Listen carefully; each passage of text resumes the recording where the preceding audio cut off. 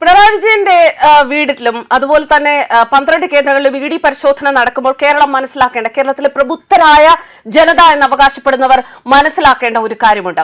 ഈ റെയ്ഡ് നടക്കുന്ന ഇടങ്ങളിലെല്ലാം പിണറായി വിജയന് വേണ്ടി ചെറു സംഘങ്ങൾ, വലിയ സംഘങ്ങൾ എന്നൊക്കെയാണ് അവകാശവാദം, പക്ഷേ ചെറു സംഘങ്ങൾ ചേർന്ന് ആൾക്കാർ രോഷം പ്രകടിപ്പിക്കാനുള്ള ശ്രമം നടത്തുന്നുണ്ട്, മുദ്രാവാക്യം വിളികൾ നടത്തുന്നുണ്ട്. എത്ര നാണം കെട്ട ഒരു പരിപാടിയാണ് എന്ന് ആലോചിക്കൂ.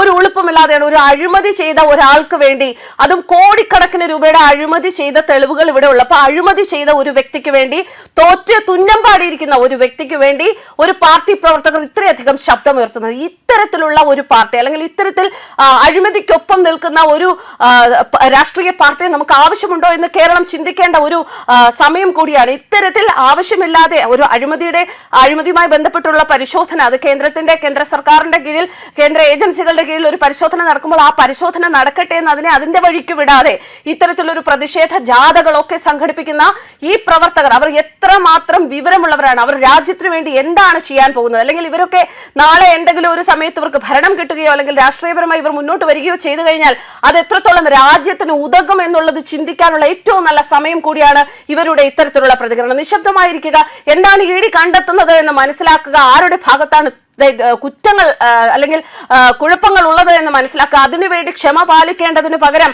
പിണറായി സഖാവിന് വേണ്ടി മുറവിളി കൂട്ടുന്ന, മുദ്രാവാക്യം വിളിക്കുന്ന ഒരു ജനതയാണ് റെയ്ഡ് നടന്ന പലയിടങ്ങളിലും കാണാൻ സാധിക്കുന്നത്. അതിൽ നിന്ന് തന്നെ മനസ്സിലാക്കുക എത്രമാത്രം ഉളുപ്പില്ലാത്ത, എത്രമാത്രം അഴിമതിക്ക് കൂട്ടുനിൽക്കുന്ന പ്രവർത്തകരാണ് ഇപ്പോഴും ഇവിടെ അവശേഷിക്കുന്നത് എന്ന് മനസ്സിലാക്കുക.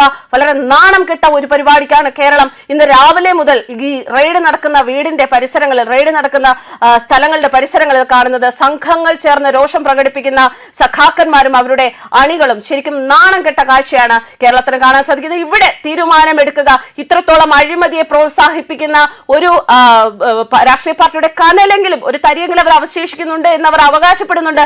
അതെങ്കിലും അവശേഷിക്കേണ്ട കാര്യമുണ്ടോ എന്ന് ചിന്തിക്കാനുള്ള ഏറ്റവും സുവർണ അവസരമാണ് ഇപ്പോൾ വന്നിരിക്കുന്നത്. ന്യൂസ് ഡെസ്ക് കർമ്മ.